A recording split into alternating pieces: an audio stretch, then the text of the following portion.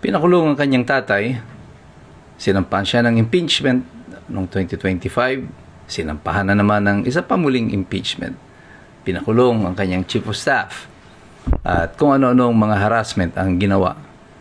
Pero bakit tila hindi tumatalab ang kahit na anong gawin ng administrasyon na paninira laban kay Sara Duterte?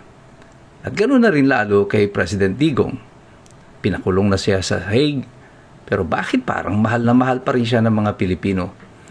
Ito po si Attorney Mike Operario. Pag-usapan natin yan. Sa akin nga pong mga assessment dito sa impeachment, sinasabi ko na sa inyo na sa aking pananaw, ito ay political harassment. Ito ay attempt nila upang to make sure na magiging mahina si Sara Duterte as 2028 nears. Tawag dito yung meat tenderizer. Kasi ito yung mga sistemang tumatalab noon. Ginawa ito noon sa panahon ni Jejo Marbinay. Napahina siya ng administrasyon. Akala kasi nila si Jejo Mar ang magiging kalaban ni Mar Rojas. Pero nagkamali sila because sumulpot bigla si Rodrigo Duterte. At pagkalipas ng panahon, yung pagmamahal ng mga tao kay Rodrigo Duterte ay nanatili. At sa matter of fact, ito ay siya ang pinakamataas na may approval rating na bumabang presidente at 80%. Pagpaalis niya, nanatili ang loyalty ng mga tao kay Rodrigo Duterte. At ganoon din kay Sara Duterte. Ngayon nga pa, kahit na humaharap siya sa sunod-sunod na pagbati ko sa kanya, black operations, ito pong susunod na itong impeachment, yung mga ilalabas pa nila, mag-expect pa kayo na marami pang mga negatibong, mga pasabog ang administrasyon laban kay Sara Duterte. Pero why is it not working? At parang ang opposite pa ang nagiging epekto kasi ang rating ni Bongbong Marcos ang siyang pababa ng pababa at hindi yung kay Sara Duterte. Ang hindi naiintindihan dito ng administrasyon is that like Digong, Sara Duterte is no longer Sara Duterte alone.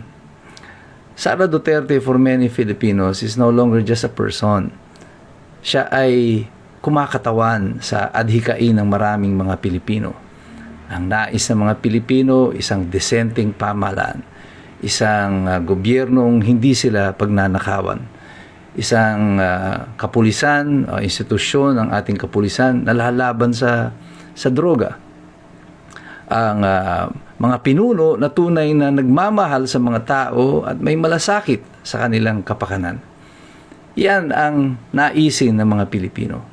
At yan ang nakikita nila kay Sara Duterte, kay Digong. At hindi nakikita sa inyo, kayong mga nasa administrasyon. Kaya kahit na ano ang gawin ninyo, hindi nyo mababaklas ang mga tao sa isang adhikain o sa isang naisin.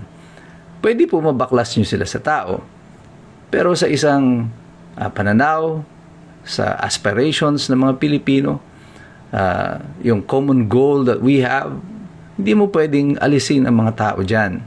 At isang pagkakamali na targetin ninyo, yung representasyon ng mga pagnanais ng mga Pilipino.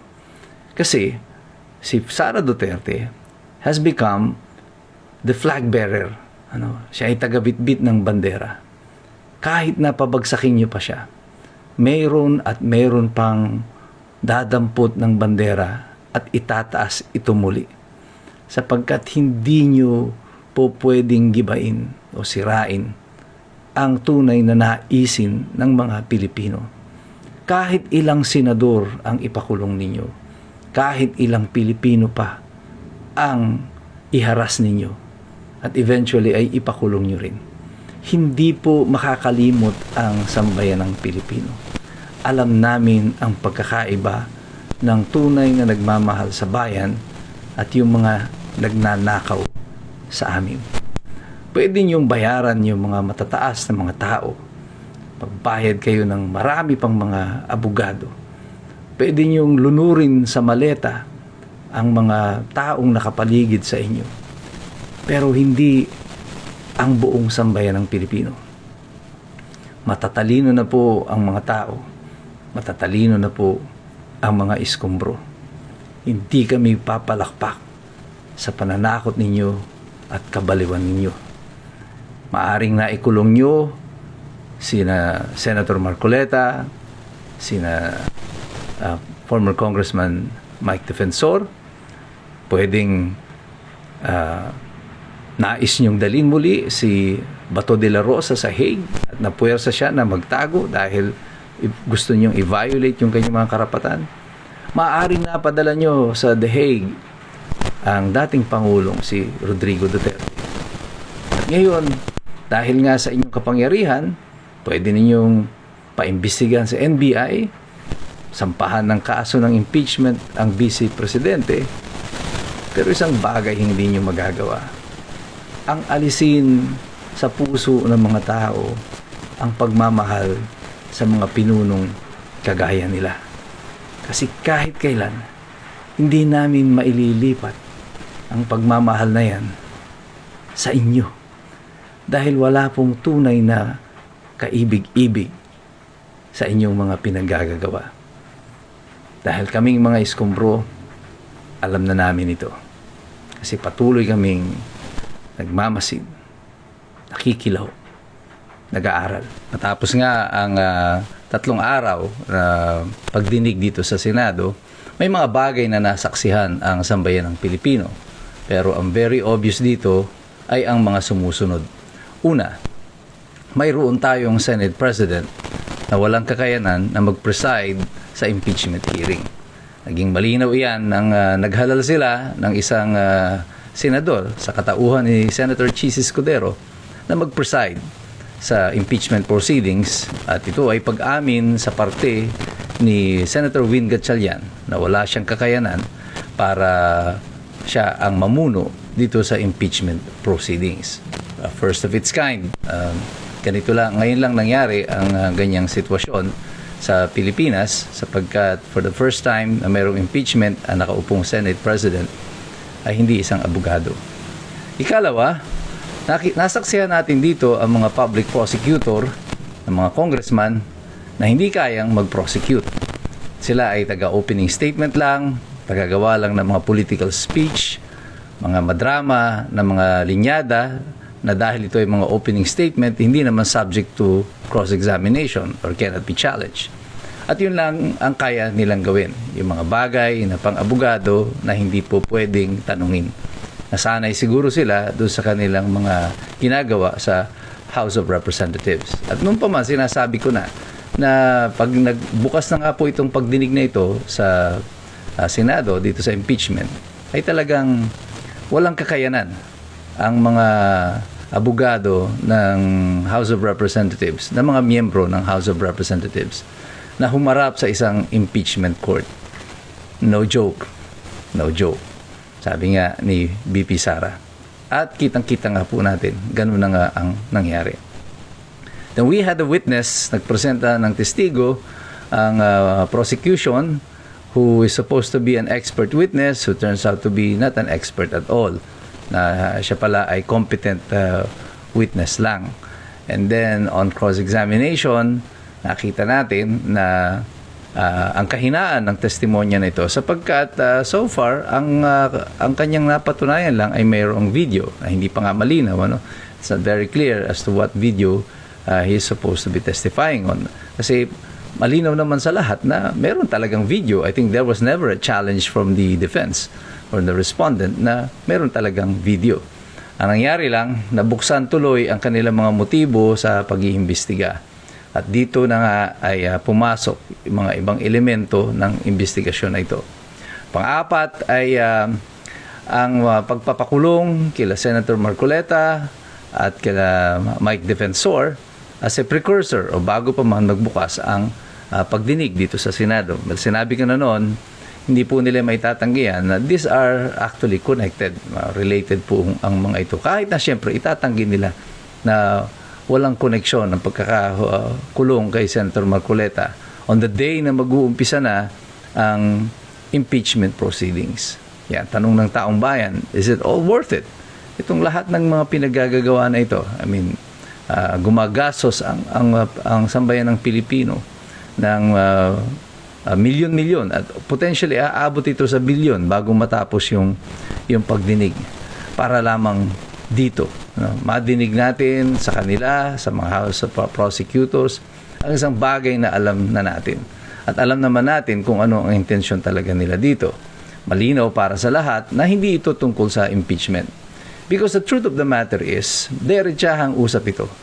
Sa kasalukuyang bilang ng mga miyembro ng Senado, yung political alignment, there is no way na ang prosecution will be able to convict si VP Sara Duterte. Ang mga senador na meron sa hanay ng minority at the moment, kahit nasabihin pa nila na hindi na makaboto si Senator Marcoleta or si Jinggoy Estrada, the fact of the matter is, 13 ang senador ng majority. At yung 13 na yan is 3 senators short of the required vote para i-convict si Sara Duterte. May nakikita ba tayong pagbabago sa bilang na yan? Not at the moment. Baka si Joel Villanueva na yung huling tatalon dito sa kampo. Kasi kung ikaw naman talaga yung sitting senator right now, it will be a disaster if ngayon ka pa magpapalit ng iyong kampo with a little over a year na lang na uupo si BBM. July na ngayon so next it's probably about mga 12 to 14 months na lang ang effective leadership ni BBM kasi on 2028 kapag pumasok na po ang after 2027 pagpasok ng mga June or July of 2027 ay posisyonan na po yan ng mga mag-aambisyon na tatakbong presidente. At siyempre gagalaw na yung mga dilaw, yung mga pink at yung mga makakaliwa at siyempre yung grupo nila BBM at ma-expect natin dyan na sila na rin mismo ang magsisipag-away-away pagkatapos nito because all they needed right now is to eliminate Sara Duterte at pag wala na si Sara Duterte sila naman mag-aaway. Problema nila dyan pag hindi nila na-eliminate si Sara Duterte then they have a big problem. Sino ngayon ang pipiliin nilang kalaban? So I think pwedeng magkaroon ng paggrupo-grupo nila o aggregation nila by next year. But they are slowly running out of time. Kaya sa kasalukuyan, I maintain my position that these impeachment proceedings ay hindi naman po tungkol talaga sa impeachment. Kasi nga, wala naman silang sapat na bilang para makonvict nila si Sara Duterte. So para saan itong impeachment nito? Ang impeachment proceedings nito ay para kumbinsihin kayo, ako at lahat ng sambayan ng Pilipino na masamang tao si Sara Duterte at dapat siya ay ma-impeach. So this is a black propaganda, I think, against Sara Duterte. The same way na si Jejo Marbinay noon, before the 2016 election, ay tinira din ng black propaganda operation ng mga dilawan at sapagkat nangunguna noon si Jejo Marbinay, not by a wide margin, but siyang nangunguna. So he was the prime target for political assassination. So ngayon naman, it is Sara Duterte. So same tactic, different method. Ano ginamit nila ngayon? This is process of impeachment because yung regular na mga House investigation didn't work kasi wala talaga silang makuha. So right now, gagamitin nila yung impeachment to do this against Sara Duterte. Second, I think the objective nito is, and I think this is the more important issue here, ay yung pagtakpan talaga yung flood control. Sabi ko nga doon sa isang interview sa akin, yung parang sitwasyon natin is during the Roman times, panahon ng mga Romans, na pag yung bayan ay naghihirap, ang gagawin nila para ma-entertain yung mga tao, mag-host sila ng gladiator games. So kahit na naghihirap yung mga tao, nakakalimutan nila yung kanilang pagdurusa dahil natutuwa sila sa gladiator games. Itong si panahon ni Marcos Sr., ganyan din na nangyari. Nung nag-aaklas na yung mga taong bayan dahil sa mga kapalpakan ng polisiya, ng ekonomiya, paglabag ng ating mga karapatan, in-entertain tayo ni Imelda Marcos with the experimental cinema of the Philippines. Dito na nag-umpisang lumabas yung mga bomba films, yung The Boatman, Scorpionites, at saka Pagdating na nga sa mga probinsya, nauso na yung mga penetration movies, libre na, pwede nang magpalabas ngayon, hindi na bawal magpalabas sa mga sinihan. The purpose there is to entertain the Filipinos so that we will forget na miserable ang ating mga buhay. This is also what this administration is doing. Same formula. Keep the people entertained, keep them busy para makalimutan nila na sila ay pinagnanakawan. Pero tayong lahat ng mga iskumbro, hindi na tayo papalakpak sa ganito, hindi na tayo magpapauto sa ganito. Kasi matagal na nating alam ito. Dahil patuloy tayong nagsisipagmasid, nakikilahok, at nag-aaral. Sapagkat alam nating lahat, mahirap makialam ng taong walang alam. God bless you. God bless us all. Mabuhay ang Republika ng Pilipinas. We are the resistance.